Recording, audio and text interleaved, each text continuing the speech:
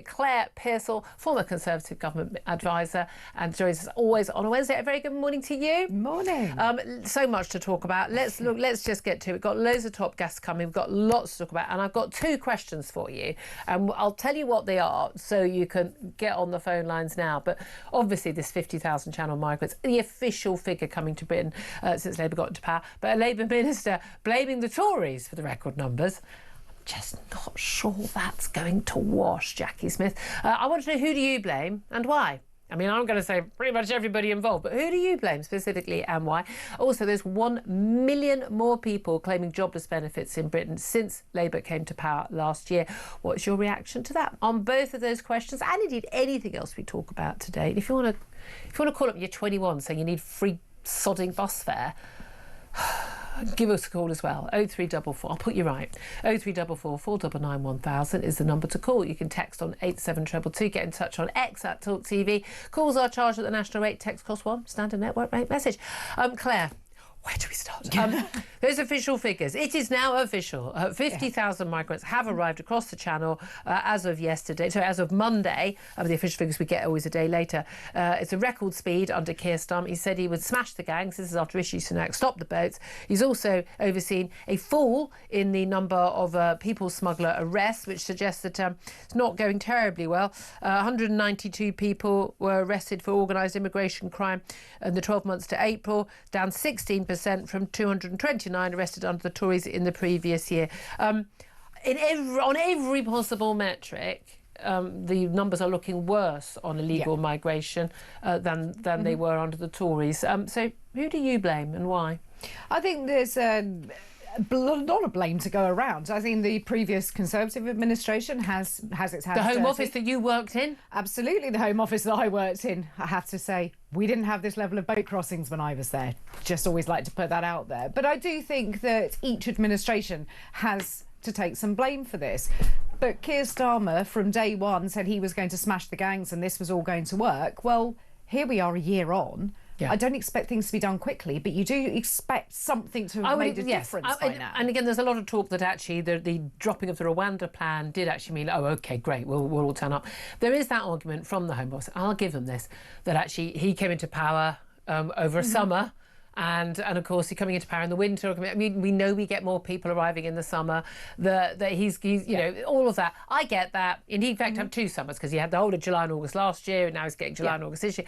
I get that. That's fair enough. But at the end of the day, mate, even on any metric, the figures have gone up. On any metric, and when he says, as Mike Graham was just pointing out, when he says, you know, you come here, you will be detained, you know, and you will be deported.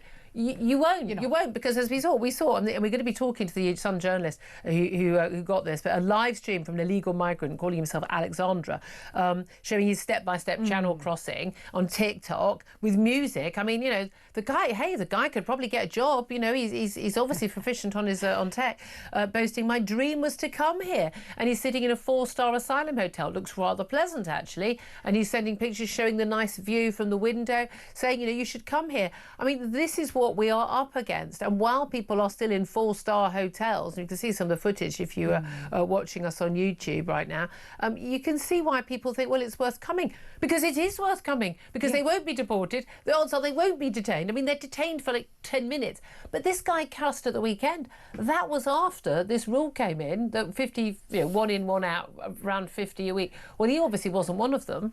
Well, and it just goes to show that this is the problem, that you're being put up in nice accommodation, you're given everything, you've got, you know, 3 square meals, you've got a room, you've got people around you, you're given some pocket money to go and spend. Yeah. Where's the deterrent on that? I know, these are not basic places they're staying. They are hotels. They're nicer hotels than most people can afford to go on their own holidays. There's a load of kids that go off youth hosteling and will put up with 10 people in a room. My daughter was youth hosteling one time. There was all bunk beds. They had like 18 people in a room in a shared bathroom. Exactly. But no, not good enough for a Channel migrant. Good enough for a Brit who's paying for it.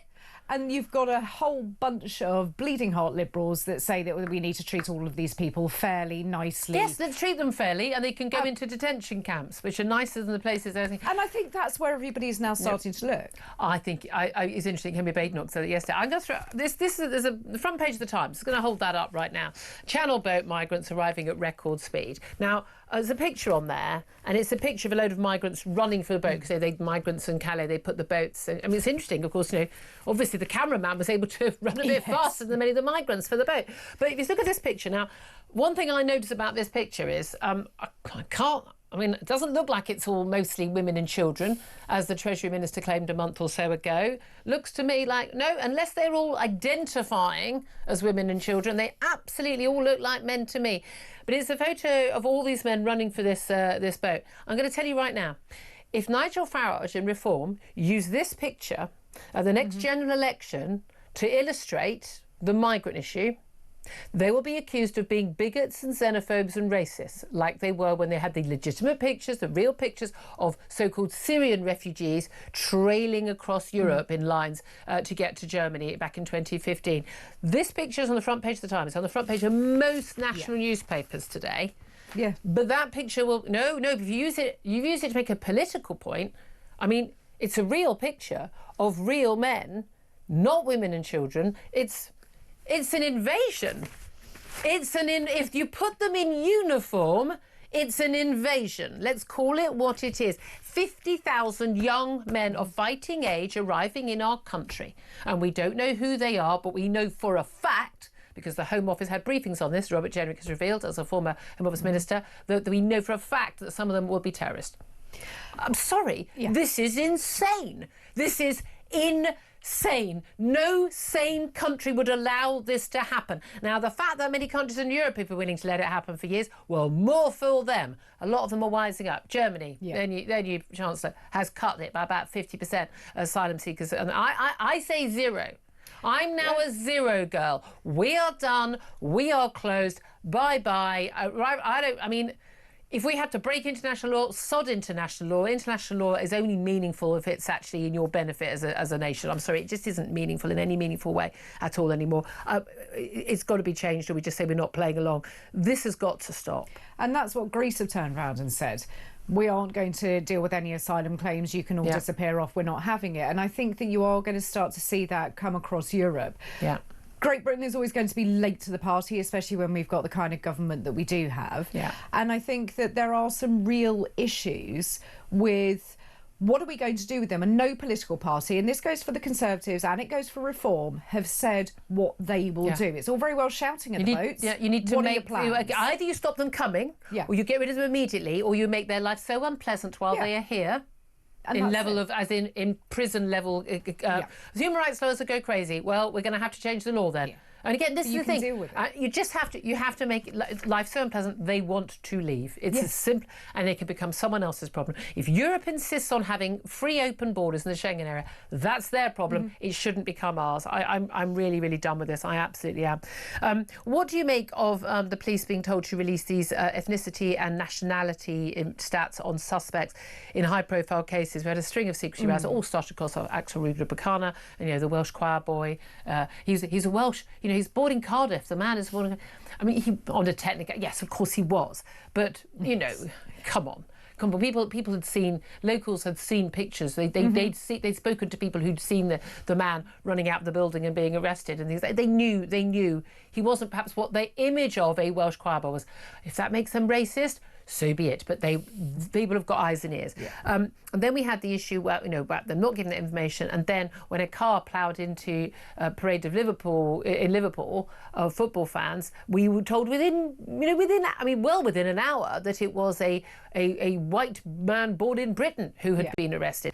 But we're often not told this information, and we know it was Reform councillors who revealed in Warwickshire that actually the two suspects who'd been arrested for the rape of a 12-year-old girl were asylum seekers, were Afghan asylum seekers in a local asylum hotel. Now the police saying, "Oh, it's outrageous that that information was passed on. It was given to them in confidence." But the public have a right to know, do they not? When should we? When shouldn't we know I would say the nationality is kind of more important. Their immigration status more important than the colour of their skin. Yeah, it's not the colour of the skin that makes any difference. You do want to know if it is... I mean, it should be recorded. It's important to know. It absolutely should be recorded. Every detail we have about people. It's not vital for that piece of information to go out to the general public. I think that the police need to put this information out quickly. I think that nationality is important. Having said that, I was born in Cyprus. Doesn't make me Greek. I am British, so I think we need to be a little bit careful. But is your passport British or not? It is. Yeah, British. so you're British. But whenever people say foreign-born, that I had a guest confused. on, James Mathewson, on Monday, and I was talking about Albanians. He said, "What do you mean? How do you know he was Albanian?" He was Albanian. What do you mean by Albanian? He was Albanian. He had an Albanian passport. He was Albanian. I mean, what a conversation to have. Yeah, but that's a classic lefty. They don't believe in borders, no one's illegal, everyone can live anywhere, we're all one. Oh, all that nonsense. We are the world. Rubbish we're British. But I think that we need to know, and it stops all of the misinformation on all sides if you put it out there. If you say this is man, woman, this is the age, this is their nationality, this is their immigration status, then there is no room for manoeuvre. They need to be a little bit more accurate about whether it's a man or a woman, and let's go with facts rather than whether someone identifies as whatever. I mean, we'll come to that later in the show. That is interesting. This also comes at another two more police stories in the news. One is a policing chief, he's the police crime commissioner, who's calling on the public to stand up to shoplifters. And I say, oh, well, that's all very well, mate, and I am someone who has challenged a shoplifter, but then I'm a lunatic and I get involved in things, and I probably shouldn't for my own good, because it's probably rather unsafe. But given that most security guards in shops won't tackle shoplifters because they've basically been told it's not worth the risk, it's a bit much. This is a Tory Police and Crime Commissioner for Thames Valley, Matthew Barber. He says the public has a duty to stand up to shoplifters rather than relying solely on police officers. Well, we know we don't rely on police officers. They don't sodding well turn up to shoplifting. If you're not even going to challenge people, he says you're not going to try and stop them, then people will get away with it. That's not just about policing. That's a bigger problem with society. People who don't do anything, you're part of the problem. Now, I agree with the sentiment, and I am someone who will stand up to people on the tube. I'm loving those guys who tackled the guy on the tube who had his meat and two veg out and was shouting F off with people. Absolutely. You tackle him, do whatever you have to do and get him off the train. No problem with that at all. They should get a hero's welcome, not an arrest or charges. But actually, for a lot of people, and he's saying, I'm not saying you should be like manhandling people and rugby tackling them to the floor, but yes, certainly flag up. What are you doing? I mean, certainly when someone tailgates me through the tube barrier and they're not paying, I always stop and say, no, you sodding well get off, pay your sodding fare. Yeah. I'm saying sodding a lot, but you know the word I want to be using. Just not allowed to use that on air. But I'm trying to train myself. The thing is, people know that these people are dangerous. Certainly in my local supermarket, the staff have had bottles smashed and then held at them. I mean, they're violent. Someone who will go in and thieve is by definition someone who's not guided by normal moral society. And the local chemists, they say, they come in, if you try and stop them, if you lock the cupboards, they just smash everything up and threaten the staff. So the idea that we should all be sort of going, I say, dear sir, stealing that bottle of wine, that bottle of vodka or whatever, I say, well, I'd so much rather you didn't do that.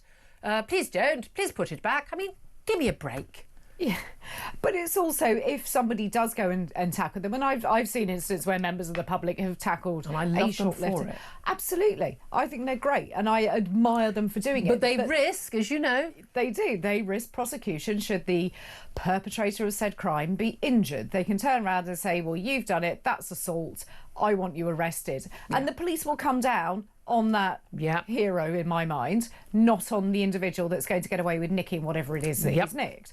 So that's a real problem. It's also... Well, they might have a knife or acid. You've got no idea. The danger aspect. But it's not just for you when you go shouting at the person in front of you to stop doing whatever they're doing, but it's also the other people around you who will get caught up in it. So little Mrs. Miggins in my local supermarket would get caught up if I had a go at someone. But there is an element, I do think, again, if more people stood up, and I feel this whether it's on public transport, in the street, the cyclists, steaming past, I always stop. You've literally just gone past a woman with a young baby. You don't know, or a little toddler, you don't know what the toddler's going to do. You could have killed that toddler.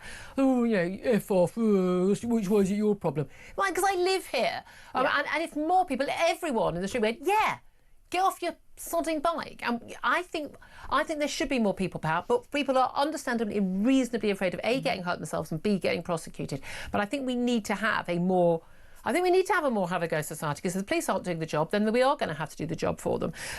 Fascinating, so the government talking about expanding their use of facial recognition vans. I was in Oxford Street, London's, in fact, the country's premier shopping street, apparently. I mean, not anymore, if you look at the state of it. I mean, it's just sort of dodgy sweet shops and boarded up shops. I mean, it's really not a sort of top-ranking street at all anymore.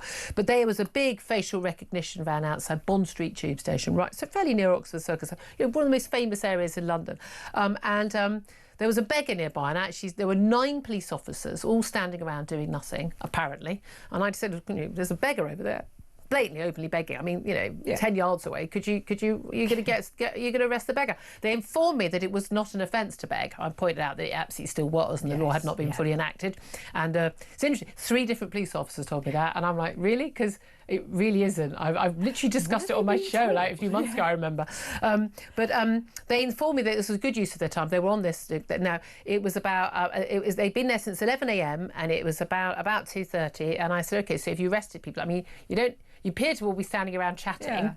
How does this work? And they said it was a very good use of resources, and in the last year, using the vans, they had actually apprehended some 1,000 people. And they said, well, each time with 8 coppers, in fact there were 9 in total, 9 coppers on duty. They said yes, they thought that was a good use of resources. If you work it out over the time they've used it, I would suggest not a good use of resources. No. But they said they were apprehending people who were wanted, court warrants. And I said, oh, good, there's a court warrant out for the guy who is a suspect for stealing my handbag last year. Hope you find him. They said, well, you would think it was a good use of resources if they found your man. And I went, if you told me where he lived, I bet you I could find him person. I bet you anything, if I put my mind to it, I could find my suspect bag thief in a couple of days. But then I'd be arrested for doing that, wouldn't I? But what was interesting, I said, so how many people have you arrested today? And they said, we can't tell you that. I mean, you can tell me that. I said, I'm not sure.